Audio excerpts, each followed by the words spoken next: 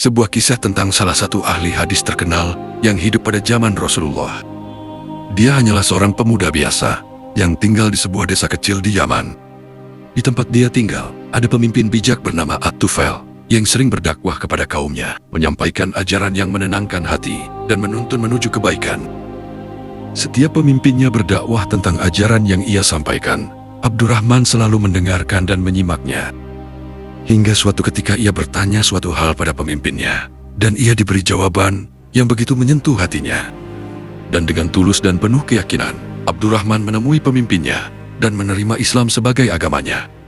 Hingga suatu malam, Abdurrahman duduk sendiri, menatap bintang-bintang, merindukan kesempatan untuk bisa bertemu Rasulullah dan belajar dari beliau.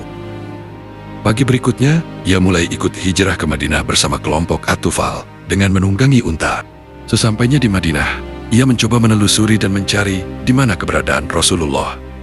Hingga suatu saat, di desa Khaybar, ia akhirnya bisa bertemu dengan Rasulullah. Ia berdiri dengan penuh hormat di hadapan sosok tersebut.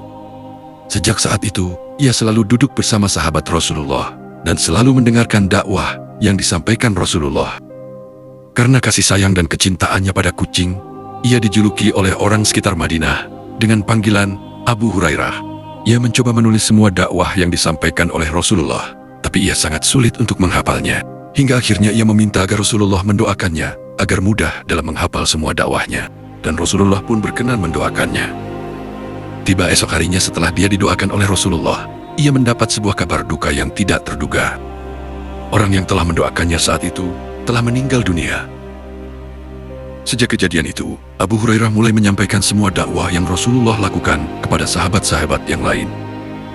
Walaupun usianya sudah tidak muda lagi, ia terus menyampaikan semua dakwah Rasulullah di seluruh penjuru kota Madinah. Hingga akhir waktunya, ia bisa bertemu lagi dengan Rasulullah di surga.